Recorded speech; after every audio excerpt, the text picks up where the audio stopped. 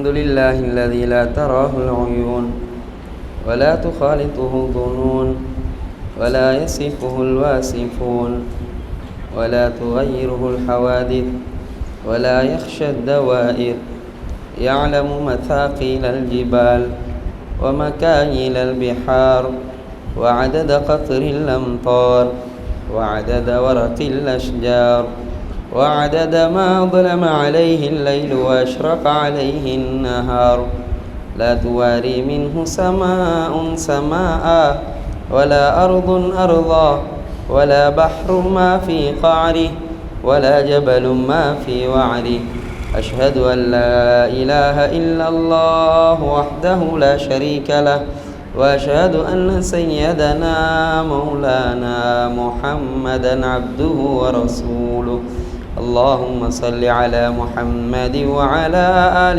محمد كما صليت على إبراهيم وعلى آل إبراهيم إنك حميد مجيد اللهم بارك على محمد وعلى آل محمد كما باركت على إبراهيم وعلى آل إبراهيم إنك حميد مجيد أما بعد فقد قال الله تعالى في القرآن الكريم أعوذ بالله من الشيطان الرجيم بسم الله الرحمن الرحيم وما أصابكم من مصيبة فبما كسبت أيديكم ويعفو عن كثير صدق الله العظيم.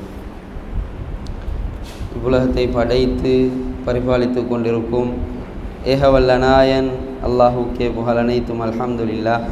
சலாத்தும் சலாமும் நம் உயிரிலும் மேலான கண்மணியே முஹம்மது முஸ்தபா ஸல்லல்லாஹு அலைஹி வஸல்லம் அவர்கள் மீதும் அன்னாரின் வாழ்க்கை வழிமுறைகளை எடுத்து நடந்த உத்தம சஹாபாக்கள், தாபிஊன்கள், தபஉ தாபிஈன்கள், கியாம நாள் வரை அவ்வாழ்வை தம் வாழ்விலே எடுத்து நடக்கக்கூடிய முஸ்லிமான முஃமினான ஆண்கள் பெண்கள் எல்லோரின் மீதும் உண்டாகும்.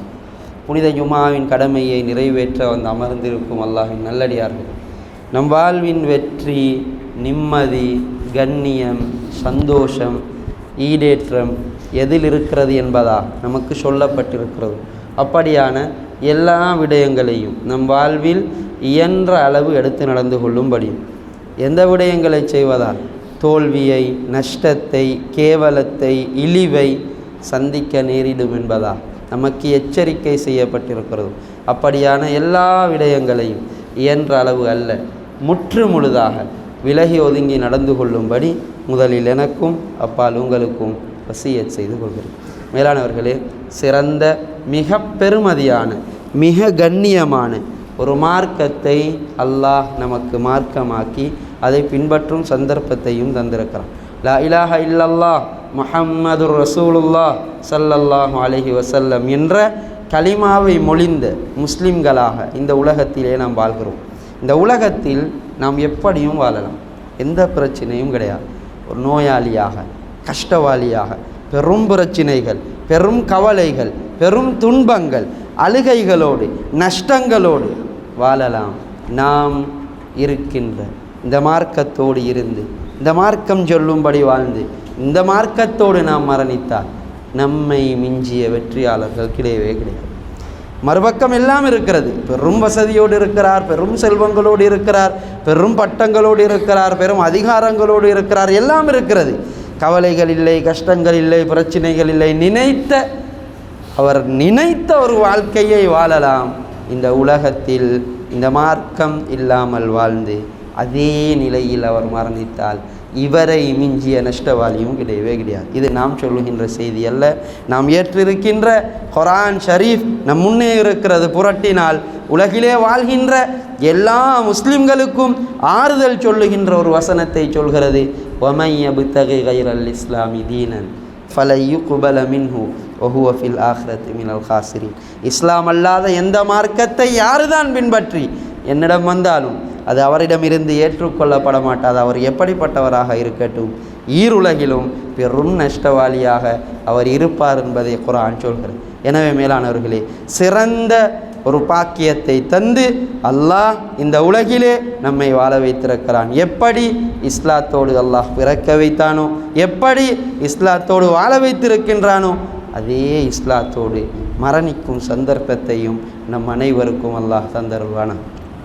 மேலானவர்களே, ஒரு குறுகிய கால வாழ்க்கையை தந்து இந்த உலகுக்கு அல்லாஹ் நம்மை அனுப்பியிருக்கிறான். ஹபீப் முஹம்மது முஸ்தபா ஸல்லல்லாஹு அலைஹி வஸல்லம் அவர்கள் சொன்னார்கள், என் சமூகத்தின் வாழ்வு காலம் 60க்கும் 70க்கும் இடைப்பட்ட காலம் என்று சொன்னார்கள். ஒரு குறுகிய கால வாழ்க்கையை தந்து அல்லாஹ் இந்த உலகுக்கு அனுப்பியிருக்கிறான். இந்த உலகத்தில் நாம் ஒவ்வொருவரும் வெற்றி பெற வேண்டும்.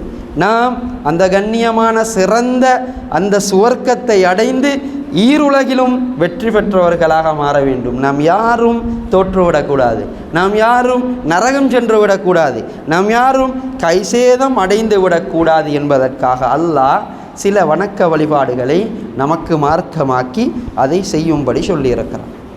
இன்று நாம் உலகத்திலே செய்கின்ற எல்லா நல்ல அமல்களும் அது 2 செய்தி தான், 2 தலைப்பு தான். ஒன்று அல்லாஹ் செய்யும்படி சொன்னவைகள், இன்னும் ஒன்று செய்யக்கூடாது என்று சொன்னவைகள். இன்று தொழுகின்றோம், ஏன்? நோன்பு பிடிக்கின்றோம், ஏன்?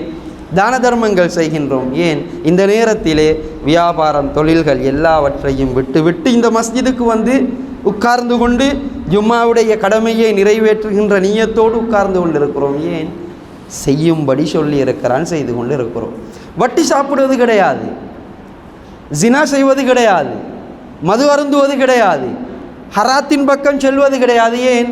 அது கூடாது, ஹராம் என்று தடுத்திருக்கிறான், விட்டிருக்கிறோம்.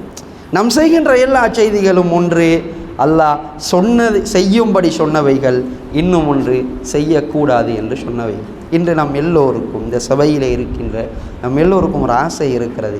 எனக்கு ஒரு கஷ்டம் வரும் பொழுது, எனக்கு ஒரு பிரச்சனை வரும் பொழுது, எனக்கு நோய் வரும் பொழுது, என் குடும்பத்தில் பிரச்சனை வரும் பொழுது, என் பிள்ளைகளுக்கு நோய் வரும் பொழுது, என் மனைவி மக்களுக்கு நோய் வரும் பொழுது, நான் அல்லாஹ்விடம் கையேந்தி, எனக்கு இன்ன பிரச்சனை இருக்கிறது, எனக்கு இன்ன கஷ்டம் இருக்கிறது, எனக்கு இன்ன துன்பம் இருக்கிறது, எனக்கு நீ உதவி செய்ய வேண்டும், உனக்கு விருப்பமானவனாக நான் மாற வேண்டும், என்னுடைய எல்லா தேவைகளுக்கும் நீ பொறுப்பாக வேண்டும், என்னோடு நீ இரக்கமானவனாக, என்னோடு நீ நல்ல ஒரு நண்பனாக இருக்க வேண்டும் என்ற ஆசை நாம் எல்லோருக்கும் இருக்கிறது. அல்லாஹ் என்னுடைய எல்லா செய்திகளையும் எனக்கு செய்து தர வேண்டும் என்ற ஆசை.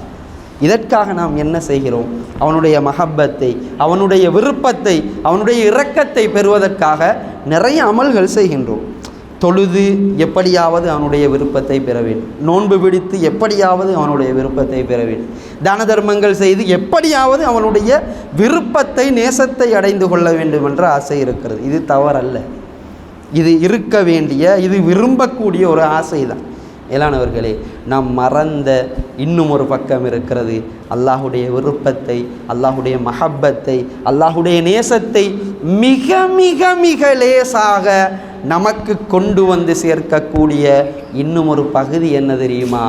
நன்மைகள் செய்து அல்லாஹுவை எப்படி நெருங்க முடியுமோ இதைவிட ஒரு படி மேலாக பாவத்தை விடுவது கொண்டு, பாவத்தை வெறுப்பது கொண்டு, பாவத்திலிருந்து தூரமாகுவது கொண்டு அந்த அல்லாஹுவை மிக மிக இலேசாக நெருங்க முடியும் என்பதை நமது மார்க்கம் நமக்கு சொல்கிறது. ஏலானவர்களே, பாவத்தை விட்டு விலகி நடப்பது என்பது மிக பெரும் அமல். சையதுனா இப்னு உமர் ரலியல்லாஹு அன்ஹு அவர்கள் சொல்கிறார்கள், இந்த உலகத்தில் உள்ள மனித இனங்கள் எல்லோரும், இந்த உலகத்தில் உள்ள ஜின்னினங்கள் எல்லோரும் செய்கின்ற எல்லா அமல்களை விடவும் அல்லாஹுக்கு மிக மிக விருப்பமான அமல் என்ன தெரியுமா? ஒரு மனிதன் அணுவளவு பாவத்தை விடுவது என்பதாக சொன்னார். அணுவளவு பாவத்தை விடுவது அல்லாஹுக்கு அவ்வளவு விருப்பமான அமலாக செய்துனா இப்னு உமர் ரலியல்லாஹு அன்ஹு அவர்கள் சொல்கிறார்கள் என்றால் அல்லாஹ் எவ்வளவு நேசிக்கிறான், எவ்வளவு விரும்புகிறான். அப்படி அல்லாஹ் விரும்புவதனால் தான் ஹபீப் முஹம்மது முஸ்தபா ஸல்லல்லாஹு அலைஹி வஸல்லம் ஒரு நபி தோழரின் கையை பிடித்து என்ன சொன்னார்கள்? தோழரே, இந்த உலகத்திலே மிக பெரும் வணக்கசாலியாக உமக்கு ஆகலாம், நான் ஒரு அமலை சொல்லி தருகிறேன், அதை செய்து வாருங்கள். என்ன அமல் யா ரசூலல்லாஹ்? என்ன சொல்லி கொடுத்தார்கள்? இத்தகில் மஹாரிம், தகுன் அபதன்னாஸ். தோழரே, அல்லாஹ் தடுத்து வெறுத்து ஒதுக்கிய அசிங்கமான கேவலமான இழிவான எல்லா பாவங்களிலிருந்தும் தூரமாகி நடவுங்கள். இந்த உலகத்திலே மிக பெரும் வணக்கசாலியாக உமக்கு ஆக முடியும் என்று சொன்னார்கள் ஹபீப் முஹம்மது முஸ்தபா ஸல்லல்லாஹு அலைஹி வஸல்லம். இலானவர்களே, சிறிய பாவமோ பெரிய பாவமோ பாவத்தை விட்டு விலகுவது அல்லாஹுக்கு மிக மிக விருப்பமான ஒரு அமல். இன்று இந்த சபையிலே நம் இருக்கின்ற எல்லோருடைய இயல்பும் என்ன இயல்பு? என்னோடு எதிரியாக இருக்கின்ற, என்னோடு பகைவனாக இருக்கின்ற, எனக்கு அநியாயம் செய்ய இருக்கின்றவர்களோடு நாம் தோழமை கொள்ள மாட்டோம், நம் மஹப்பத் வைக்க மாட்டோம், நம்முடைய நண்பனாக நாம் அவரை எடுத்துக்கொள்ள மாட்டோம். ஏன்? பயம். எனக்கு என்றோ ஒரு நாள் என் உயிரிலே, என் சொத்திலே, என் செல்வத்திலே, என் நிம்மதியிலே, என் கண்ணியத்தில், என் சந்தோஷத்தில் இவர் விளையாடி விடுவார் என்ற பயம். ஏரானவர்களே, நமக்கு தெரியாமலே நம்முடைய மிக பெரும் ஒரு எதிரியோடு நாம் நண்பராக இருக்கிறோம். இதுதான் உண்மை. நம்முடைய நிம்மதியில், நம்முடைய கண்ணியத்தில், நம்முடைய சந்தோஷத்தில், நம் வியாபாரத்தில், நம் தொழிலில், நம் மனைவி மக்களில், நம் பிள்ளைகளில் பெரும் முசீபத்தை, பெரும் கெடுதியை செய்யக்கூடிய ஒரு விரோதியோடு நாம் எல்லோரும் நண்பராக இருக்கிறோம். அந்த விரோதி யார் தெரியுமா? நமது இன்பத்திற்காக, நமது சந்தோஷத்திற்காக நாம் செய்கின்ற சிறிய பெரிய பாவங்கள் என்பது இன்று நாம் செய்து நாம் மறந்து விடலாம். எத்துணை வருடங்கள் கடந்தாலும் அதற்குரிய சரியான மன்னிப்பை பெறாவிட்டால் அந்த பாவம் ஒரு காலமும் நம்மை மறந்து விடாது என்பதாக நமது மார்க்கம் சொல்கிறது. நாம் வாழ்கின்ற இந்த உலகத்துக்கு பல்லாயிரம் வருடங்கள் கொண்ட சரித்திரம் இருக்கிறது. இங்கு நிறைய நல்ல மனிதர்கள் வாழ்ந்திருக்கிறார்கள், நிறைய கெட்ட மனிதர்கள் வாழ்ந்திருக்கிறார்கள். நிறைய செய்திகளை நமக்கு வரலாறு சொல்கிறது, பாடமாக நிறைய செய்திகளை சொல்கிறது. வரலாறு சொல்கின்ற மிக பெரும் உண்மை என்ன தெரியுமா? இந்த உலகத்தில் யார் பாவத்தோடு வாழ்ந்தார்களோ, யார் பாவத்தில் இன்பம் கண்டார்களோ, யார் பாவத்திற்காக நேரங்களை செலவழித்தார்களோ, யார் பாவத்திற்காக சொத்து சுகங்களை செலவழித்தார்களோ, யார் பாவம்தான் இன்பம், பாவம்தான் வாழ்க்கை என்று அதன் பின்னாலே சென்றார்களோ, இவர்களுடைய வாழ்க்கையில், இவர்களுடைய குடும்ப வாழ்க்கையில், இவர்களுடைய மனைவி மக்கள், இவர்களுடைய பிள்ளைகளுடைய வாழ்க்கையில் பெரும் முசீபத்தை பார்த்து விட்டுத்தான் மரணித்திருக்கிறார்கள், உண்மையான தௌபா இல்லாவிட்டால் என்ற செய்தியை வரலாறு சரித்திரம் நமக்கு சொல்கிறது. மேலானவர்களே, நாம் செய்கின்ற பாவங்கள் அது நம்மோடு முடிவடைவது அல்ல. நிறைய சரித்திரங்களை பார்த்தால் ஆச்சரியமாக இருக்கும். நாம் செய்கின்ற பாவங்கள் நமது மனைவி மக்களை தாக்கும், நாம் செய்கின்ற பாவங்கள் நமது சீதேவி பிள்ளைகளை தாக்கும். அவர்கள் என்ன அநியாயம் செய்தார்கள்? ஒரு செய்தி பதிவாக இருக்கிறது வரலாற்றிலே. ஒரு கணவன் மனைவி 2 பேர், நல்ல சீதேவியான மக்கள். ஊர் மக்கள் எல்லோரும் சொல்கிறார்கள் அவர்கள் நல்ல ஒரு ஜோடி என்பதாக சொல்கிறார்கள். அவ்வளவு சிறந்த கணவர், அவ்வளவு சிறந்த மனைவி. ஒரு கட்டத்திலே இந்த மனைவிக்கு விபச்சார சிந்தனை. நல்ல சீதேவியான ஒரு மனிதர் விபச்சார சிந்தனை யோசிக்கிறாள். எனக்கு ஏன் இப்படி ஒரு கெட்ட சிந்தனை வருகிறது? தொழுது அல்லாஹ்விடம் துஆ செய்கிறாள், நோன்பு பிடித்து துஆ செய்கிறாள், தான தர்மங்கள் செய்து துஆ செய்கிறாள். அந்த யோசனை நீங்கியதாக இல்லை, யோசனை அப்படியே இருக்கிறது. ஒரு கட்டத்தில் முடியாது. கணவனை அழைத்து, எனக்கு இன்ன பிரச்சனை இருக்கிறது, நான் இப்படியெல்லாம் இருந்தேன், திடீரென்று எனக்கு விபச்சாரத்தின் மீது ஒரு ஆசை, இப்படி ஒரு யோசனை இருக்கிறது என்று சொல்ல, கணவன் எதுவும் சொல்லவில்லை, திரும்பி சென்று விடுகிறான். இந்த மனைவிக்கு ஆச்சரியம், இப்படி ஒரு பெரும் செய்தியை நான் என் கணவனிடம் சொல்ல என் கணவன் அதற்கு பதில் தராமல் செல்கிறார் என்ற அந்த ஆச்சரியமும் இருக்கிறது மனைவிக்கு. இதைவிட மிக பெரும் ஆச்சரியம் என்ன தெரியுமா? சில நாட்கள் கழிகிறது. தொழுகையால், நோன்பால், தான தர்மங்களால், துஆக்களால் நீங்காத அந்த யோசனை கொஞ்சம் கொஞ்சமாக நீங்கிக் கொண்டு செல்கிறது. ஒரு கட்டத்தில் முழுவதுமாக அந்த யோசனை கிடையாது, இல்லாமல் போய்விடுகிறது. கணவனை அழைத்து, நான் உம்மிடம் எனக்கு இன்னும் பிரச்சனை இருப்பதாக சொன்னேன், அதற்கு எந்த பதிலும் சொல்லவில்லை. இன்று ஒரு பிரச்சனையை நான் உன்னுடைய சொல்கிறேன், சந்தோஷமான ஒரு செய்தியை. இப்படியெல்லாம் நிகழ்ந்திருந்தது, இப்பொழுது என் வாழ்க்கையில் எந்த யோசனையும் கிடையாது, எந்த கெட்ட சிந்தனையும் கிடையாது என்று சொல்கிறார். கணவன் சிரித்து விட்டு ஒரு செய்தியை சொல்கிறார். நமக்கு அது மிக பெரும் பாடமாக இருக்கட்டும், நாம் செய்கின்ற பாவங்கள் நம் குடும்பத்தின் நிம்மதியை எப்படி கெடுக்கும் என்பதற்கு மிக பெரும் உதாரணம். இவர் சொல்கிறார், எனக்கு ஒரு பெண்ணோடு ஒரு தகாத தொடர்பு இருந்தது, ஒரு கெட்ட தொடர்பு இருந்தது. நான் அதை பெரிதாக யோசிக்கவில்லை, அது என் வாழ்க்கையில் பெரும் பாதிப்பை ஏற்படுத்தும் என்றெல்லாம் நான் சிந்திக்கவில்லை. டைம் பாஸுக்காக இப்படி ஒரு தொடர்போடு நான் இருந்தேன். நீ என்னிடம் வந்து உன்னுடைய பிரச்சனையை சொல்லும் பொழுது தான் நான் புரிந்து கொண்டேன், நான் செய்கின்ற பாவம் இன்று எங்கு கொண்டு வந்து நிறுத்தி இருக்கிறது. இன்று என் குடும்பத்தின் நிம்மதியில் கை வைத்திருக்கிறது, என் குடும்பத்தின் சந்தோஷத்தில் கை வைத்திருக்கிறது, என் மனைவியுடைய வாழ்க்கையில் கை வைத்திருக்கிறது என்ற அந்த ரகசியத்தை நான் புரிந்து கொண்டு கொஞ்சம் கொஞ்சமாக அந்த தொடர்பை குறைக்க ஆரம்பித்தேன். நான் அங்கு குறைத்ததுதான் நீ உன் வாழ்க்கையில் இங்கு பார்த்தது. ஒரு கட்டத்தில் நான் அப்படியே அதை நிறுத்தி விட்டேன். அதைத்தான் உன் வாழ்க்கையிலும் நீ அந்த யோசனை இல்லாமல் போன ஒரு கட்டத்தை அடைந்திருக்கிறாய் என்பதாக சொன்னார். ஏலானவர்களே, இலேசான செய்திகள் அல்ல, மிக மிக மிக பயங்கரம் பாவங்கள். சிலர் யோசிக்கலாம், இப்படி எத்துணை பயான்கள் கேட்டிருக்கிறோம், எத்துணை மிம்பர் மேடைகளில் இப்படியெல்லாம் சொல்லியிருக்கிறார்கள், பாவம் செய்தால் அது கிடைக்கும், இது கிடைக்கும், அப்படி நடக்கும், இப்படி நடக்கும் என்றெல்லாம் சொல்கிறார்கள் தான். நாமும் பார்க்கிறோம். நான் வாலிபத்தில் செய்த நிறைய பாவம் இருக்கிறது. நான் இன்று சந்தோஷமாகத்தானே இருக்கிறேன், நான் நிம்மதியாகத்தானே இருக்கிறேன், நல்ல முறையில் தொழில் நடந்து கொண்டு தானே இருக்கிறது, வியாபாரம் லாபத்தை தொட்டு கொண்டு தான் இருக்கிறது, என் பிள்ளைகள் நல்ல முறையில் தானே இருக்கிறார்கள், என் குடும்பம் நன்றாகத்தானே இருக்கிறது. நண்பர்களை பார்க்கிறோம், இவர் செய்யாத பாவங்கள் கிடையாது, இவர் நல்ல முறையில் இருக்கிறார், இவருடைய பிள்ளைகள் நல்ல பிள்ளைகளாக இருக்கிறார்கள், ஊரிலே சமூகத்திலே கண்ணியமான நல்ல மனிதராக வாழ்கிறார்கள் தான். என்ன சொல்கிறார்கள்? இதனுடைய ரகசியம் என்ன? இவர்கள் சொல்வது பொய்யா? மார்க்கம் என்ன சொல்கிறது என்றெல்லாம் யோசிக்கின்ற பலருக்கும் நமக்கு இப்னுல் கய்யிம் ஜௌசியா ரஹிமஹுல்லா ஒரு பதிலை சொல்கிறார்கள். நினைவில் வைத்துக் கொள்வோம். மனிதனே, நீ ஒரு பாவம் செய்கிறாய், நீ செய்த பாவத்திற்கு அல்லாஹ் உடனே தண்டனை தரவில்லை என்பதனால் அல்லாஹ் மறந்து விட்டான், நாம் தப்பிவிட்டோம். நாம் வாலிபத்தில் செய்தது வயோதிபத்தை அடைந்திருக்கிறோம். நாட்கள் கடந்து, வாரங்கள் கடந்து, மாதங்கள் கடந்து, வருடங்கள் கடந்து, எத்துணையோ வருடங்களாகிவிட்டன.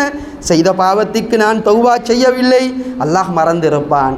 நமக்கு எதுவும் தண்டனை இதுவரை வரவில்லை, இதற்கு பின்னாலும் தண்டனை கிடைக்காது என்ற சிறிய சிந்தனையிலே, ஏமாற்றமான சிந்தனையிலே மனிதனே இருந்து விடாதே.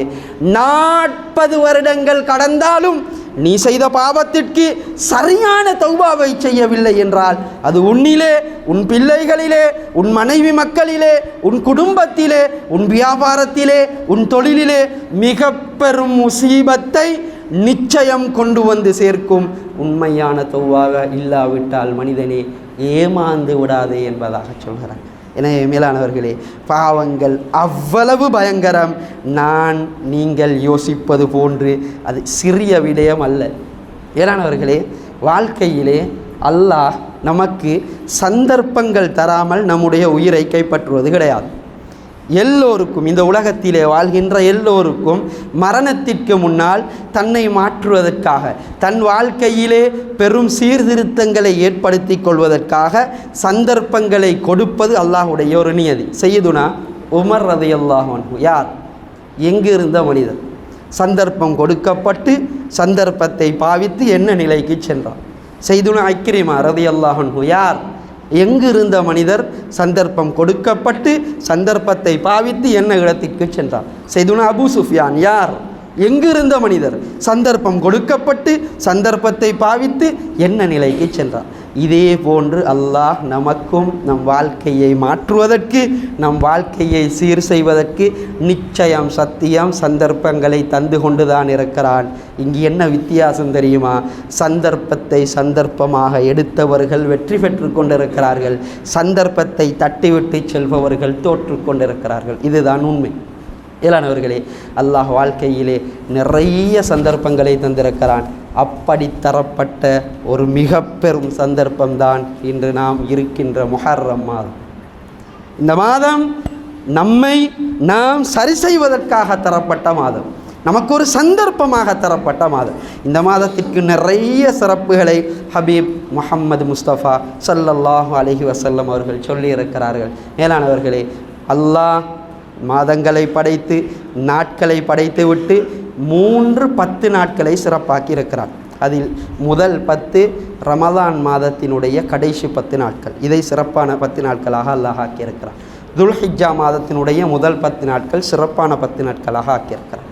அடுத்த 10 நாட்கள் நாம் கழித்து கொண்டிருக்கின்ற முஹர்ரம் மாதத்தினுடைய முதல் 10 நாட்கள் 8 நாட்களை கழித்து விட்டோம். சிறந்த மிகச்சிறப்பான மிக பெருமதியான 8 நாட்களை கழித்திருக்கிறோம். 2 நாட்கள் பேலன்ஸ் இருக்கிறது. நாளை சனிக்கிழமை, நாளை மறுதினம் ஞாயிற்றுக்கிழமை. மிகச்சிறந்த நாட்கள், உலகத்திலே மிகச்சிறந்த நாட்கள். மேலானவர்களே, அல்லாஹ் ஏன் இது போன்ற சந்தர்ப்பங்களை நமக்கு தருகிறான்? இப்படியெல்லாம் தர வேண்டுமா? சிறந்த நாட்களை, சிறந்த மாதங்களை, சிறந்த இரவுகளை, சிறந்த பகல்களை, சிறந்த நேரங்களை, சிறந்த தொழுகைகளை, சிறந்த வணக்கங்களை ஏன் நமக்கு தர வேண்டும்? ஒன்றை விட ஒன்றை ஏன் அல்லாஹ் சிறப்பாக்கி நமக்கு தர வேண்டும்? மேலானவர்களை ஏன் தருகிறான் தெரியுமா? இது போன்ற மாதங்களில் நாம் எப்படியாவது சிறிய சிறிய அமல்களையாவது செய்து பெரும் பெரும் நன்மைகளை அல்லாஹ்விடம் பெற்று இந்த உலகத்திலும் கண்ணியமானவர்களாக, நாளை மறுமையிலும் கண்ணியமானவர்களாக இருக்க வேண்டும் என்பதற்காகத்தான் அல்லாஹ் இது போன்ற சந்தர்ப்பங்களை நமக்கு தருகிறான். இந்த உலகத்திலே கடைசியாக வந்த சமூகம் நாம். ஹபீப் முஹம்மது முஸ்தபா ஸல்லல்லாஹு அலைஹி வஸல்லம் கடைசி நபி. இவருக்கு பின்னால் நபி வருவது கிடையாது. இவருடைய சமூகம்தான் இந்த உலகத்தில் கடைசி சமூகம். நாளை மறுமையில் சுவனம் செல்வது முதலிலே ஹபீப் முஹம்மது முஸ்தபா ஸல்லல்லாஹு அலைஹி வஸல்லம் அவர்களுடைய சமூகம். அது எப்படி முடியும்? 60-70 வருடம் வாழ்கின்ற நாம் 980 வருடம் 1000 வருடங்கள் வாழ்ந்து அமல் செய்த மனிதர்களை முந்தி சுவனம் நுழைவோம் என்பதாக ஸல்லல்லாஹு அலைஹி வஸல்லம் சொன்னார்கள். ஏன் அது எப்படி முடியும்? ஏலானவர்களே, ஸல்லல்லாஹு அலைஹி வஸல்லம் ஒரு உதாரணத்தை சொல்லி காட்டினார்கள். நாம் எவ்வளவு சிறந்தவர்கள், நமக்கு எவ்வளவு பாக்கியங்களை அல்லாஹ் தந்திருக்கிறான் என்பதற்கு உதாரணம் என்ன தெரியுமா சொன்னார்கள்? ஒரு மனிதர், இவருக்கு வீட்டிலே வேலை செய்ய வேண்டும் என்பதற்காக ஒரு மனிதரை வேலைக்கு நிறுத்துகிறார். அவர் காலையிலிருந்து லுகர் வரை வேலை செய்கிறார். இவருக்கு இந்த மனிதர் அரை நாளுடைய கூலி கொடுக்கிறார். வேலை முடியவில்லை. இன்னும் மனிதரை அழைத்து லுகரிலிருந்து அசர் வரை வேலை செய்ய சொல்கிறார். இவருக்கு 1/4 நாளுடைய சம்பளத்தை கொடுக்கிறார். நியாயமானது தான். வேலை முடியவில்லை. அசரிலிருந்து மகரிப் வரை ஒரு மனிதரை வேலைக்கு அழைத்து இவருக்கு முழு நாளுடைய சம்பளத்தையும் கொடுக்கிறார். ஹபீப் ஸல்லல்லாஹு அலைஹி வஸல்லம் சொல்லிவிட்டு சொன்னார்கள், காலையிலிருந்து லுகர் வரை வேலை செய்தவர்கள் யார் தெரியுமா? யஹூதிகள். இவர்களுடைய மார்க்கம் இந்த உலகத்தில் இருக்கும் பொழுது செய்த அமல்களுக்கு அல்லாஹ் கூலி கொடுக்கின்ற விதம் அவர்களுக்கு. 1/4 நாள் லுகரிலிருந்து அசர் வரை வேலை செய்தவர்கள் இவர்கள் யார் தெரியுமா? உதாரணம் நசாராக்கள். இவர்களுடைய மார்க்கம் இந்த உலகத்தில் இருக்கும் பொழுது இவர்கள் செய்த அமலுக்காக அல்லாஹ் கொடுக்கின்ற கூலி. அந்த கொஞ்ச நேரம் அமல் வேலை செய்து முழு நாளுடைய கூலியையும் பெற்றவர்கள் யார் தெரியுமா? நாம். ஹபீப் முஹம்மது முஸ்தபா ஸல்லல்லாஹு அலைஹி வஸல்லம் அவர்களுடைய சமூகம் ஸல்லல்லாஹு அலைஹி வஸல்லம் சொல்லிவிட்டு சொன்னார்கள், நாளை மறுமை நாளையிலே அல்லாஹ்வுடன் விவாதம் செய்வார்கள். ஏன் நமக்கு யஹூதிகள், ஏன் நமக்கு அரை நாளுடைய கூலி தந்திருக்கிறாய்? நசாராக்கள் ஏன் நமக்கு 1/4 நாளுடைய கூலி தந்திருக்கிறாய்? நமக்கு அநியாயம் செய்திருக்கிறாய் என்பதாக அல்லாஹ்வுடன் சொல்வார்களாம். அல்லாஹ் சொல்லுவானாம், உமக்கு நாம் அநியாயம் செய்யவில்லை, நீங்கள் செய்தவைகளுக்கு கூலி தந்திருக்கிறோம். எதற்காக கொஞ்சம் நேரம் வேலை செய்தவர்களுக்கு முழு நாளுடைய கூலியும் கொடுத்திருக்கிறாய் என்று கேட்க, அதை பற்றி பேசுவதற்கு உமக்கு அதிகாரம் கிடையாது. அது என் சமூகம், நான் விரும்புகின்றவர்களுக்கு நான் இப்படித்தான் கூலி கொடுப்பேன் என்பதாக சொல்லுவானாம். மேலானவர்களே, அவ்வளவு இரக்கமானவன். இது போன்ற நாட்களை தந்து அமல்கள் செய்ய வைத்து அவ்வளவு பெரும் சிறப்பை தருவதற்கு காத்து கொண்டிருக்கிறான். இருக்கின்ற முஹர்ரம் மாதம் மிகச்சிறந்த மாதம். அல்லாஹ் தன்னுடைய மாதம் என்று ஒரு மாதத்தை சொல்வதாக இருந்தால் ஷஹ்ருல்லாஹில் முஹர்ரம், அல்லாஹுடைய மாதம் என்பதாக இந்த மாதத்தை சொல்லியிருக்கிறான். ரமலான் மாதத்திற்கு பின்னால் அதிகமாக ஹபீப் ஸல்லல்லாஹு அலைஹி வஸல்லம் அவர்கள் நோன்பு பிடிப்பதற்கு விரும்பிய நோன்பு பிடித்த மாதம் இந்த ரமலான் மாதம். ரமதானுடைய நோன்புக்கு பின்னால் மிகச்சிறந்த நோன்பு இந்த முஹர்ரம் மாதத்திலே பிடிக்கப்படக்கூடிய நோன்பு. அவ்வளவு சிறந்த ஒரு மாதத்தை தான் கழித்து கொண்டிருக்கிறோம். மேலானவர்களே, இந்த மாதத்திலே ஒரு நாள் இருக்கிறது, 10வது தினம், ஆஷூராவுடைய தினம். இன்ஷா அல்லாஹ் இன்று வெள்ளிக்கிழமை, நாளை சனிக்கிழமை, நாளை மறுதினம் ஞாயிற்றுக்கிழமை தான் ஆஷூராவுடைய தினம். இந்த நாளிலே நாம் பிடிக்கின்ற ஒரு நோன்புக்கு அல்லாஹ் எவ்வளவு பெரும் சிறப்பை தருகிறான் தெரியுமா? ஹபீப் முஹம்மது முஸ்தபா ஸல்லல்லாஹு அலைஹி வஸல்லம் அவர்கள் சொன்னார்கள், முந்திய ஒரு வருடத்துடைய சிறிய பாவங்களுக்கு அல்லாஹ் குற்றப்பரிகாரமாக இந்த நோன்பை ஆக்குகிறான் என்பதாக சொன்னார்கள். பிடிக்கின்ற ஒரு நோன்பு கஷ்டம்தான். இந்த சூழ்நிலையில் நோன்பு பிடிப்பது என்பது இலேசல்ல, கஷ்டம்தான். அல்லாஹுக்காக நாம் செய்கின்ற பொழுது அல்லாஹ் என்ன செய்கிறான் தெரியுமா? நம்முடைய சிறிய பாவங்கள் எல்லாவற்றையும் மன்னிக்கிறான் என்றிருந்தால் இந்த சபையில் இருக்கின்ற நாம் எல்லோரும் பாவத்தோடு இருப்பவர்கள் தான். எவ்வளவு பெரும் பாக்கியசாலிகள் நாம்! அந்த ஒரு நோன்புக்கு அல்லாஹ் இவ்வளவு பெரும் கூலியை தருகிறான். மேலானவர்களே, மார்க்கம் சொல்லுகின்ற இன்னும் ஒரு செய்திதான், அந்த ஆஷூரா தினத்திலே நோன்பு பிடிப்பதோடு சேர்த்து 9வது தினத்தின் சேர்த்து நோன்பு பிடிப்பது சுன்னத்தாக்கப்பட்டிருக்கிறது. இல்லாவிட்டால் 11வது தினம் திங்கட்கிழமையும் சேர்த்து நோன்பு பிடிப்பது சுன்னத்தாக்கப்பட்டிருக்கிறது. ஹபீப் முஹம்மது முஸ்தபா ஸல்லல்லாஹு அலைஹி வஸல்லம் மதீனாவுக்கு வந்த பொழுது மதீனாவிலே யஹூதிகள் நோன்பு நோட்டு இருந்தார்கள். அந்த நேரத்திலே ஸல்லல்லாஹு அலைஹி வஸல்லம் கேட்டார்கள், எதற்காக நோன்பு நோட்டு இருக்கிறீர்கள்? இவர்கள் சொன்னார்கள், இந்த மாதத்திலே அல்லாஹ் நபி மூசா அலைஹிஸ்ஸலாம் அவர்களுக்கு பெரும் வெற்றியை கொடுத்து ஃபிரௌனிடமிருந்து காப்பாற்றினான். இதற்கு நன்றி செலுத்துவதற்காக மூசா அலைஹிஸ்ஸலாம் அவர்கள் நோன்பு வைத்தார்கள், நானும் நோன்பு வைக்கிறோம் என்பதாக சொன்னார். ஹபீப் ஸல்லல்லாஹு அலைஹி வஸல்லம் சொன்னார்கள், உம்மை விட மூசா அலைஹிஸ்ஸலாம் அவர்களுக்கு மிக நெருக்கமானவர்கள் நாம் தான் மிக தகுதியானவர்கள், நாமும் நோன்பு நோட்கிறோம் என்பதாக ஹபீப் ஸல்லல்லாஹு அலைஹி வஸல்லம் நோன்பு நோற்று சஹாபாக்களை நோன்பு நோட்க ஏவிய பொழுது சஹாபாக்கள் கேட்டார்கள், யா ரசூலல்லாஹ், எல்லாவற்றிலும் இந்த யஹூதிகள் இந்த யூதர்களுக்கு நாம் மாற்றம் செய்ய வேண்டும் என்று சொல்லியிருக்கிறீர்கள், நாம் நோன்பு பிடித்தால் இவர்களை போன்று நாமும் நோன்பு பிடித்தவர்களாக ஆகிவிடுவோமே யா ரசூலல்லாஹ், என்ன செய்வது என்று கேட்க ஸல்லல்லாஹு அலைஹி வஸல்லம் அவர் சொன்னார்கள், இன்ஷா அல்லாஹ் அடுத்த வருடம் நான் உயிரோடு இருந்தால் 9ஐயும் சேர்த்து நான் நோன்பு நோற்றுக்கொள்வேன் என்று சொன்னார்கள். அடுத்த வருடம் அல்லாஹுடைய ஏற்பாடு, ஹபீப் ஸல்லல்லாஹு அலைஹி வஸல்லம் அவர்கள் உயிரோடு இருக்கவில்லை, மரணித்திருந்தார். எனவே மார்க்கம் நமக்கு சொல்லித் தருகிறது, 10வது தினத்தோடு சேர்த்து 9வது தினத்திலும் நோன்பு நோட்க வேண்டும். 9வது தினம் தவறுமாக இருந்தால் 10ஓடு சேர்த்து 11வது தினத்திலும் நோன்பு நோற்றுக்கொள்வோம். உதாரணமாக சொல்வதாக இருந்தால், ஞாயிற்றுக்கிழமை ஆஷூரா தினம், நாளைய தினத்தோடு சேர்த்து சனி ஞாயிறு நோன்பு நோட்க வேண்டும். சனி தவறுமாக இருந்தால் ஞாயிறு திங்கள் 2 தினத்தையும் சேர்த்து நோன்பு நோற்றுக்கொள்ள வேண்டும். எனவே மேலானவர்களே, மிகச்சிறந்த ஒரு மாதத்தை அல்லாஹ் தந்து, மிகச்சிறந்த வணக்க வழிபாடுகளை அல்லாஹ் நமக்கு இலேசாக்கி தந்து, இந்த செய்திகளை எல்லாம் செய்து நாம் வெற்றி பெற வேண்டும் என்று அல்லாஹ் விரும்புகிறான். தவறவிட்டோம் என்றிருந்தால் இன்னும் ஒரு ஆஷூரா வருவதற்கு இன்னும் 1 வருடம் உயிரோடு இருக்க வேண்டும். உயிரோடு இருப்போமா என்ற உத்தரவாதம் நம்மில் யாருக்கும் கிடையாது.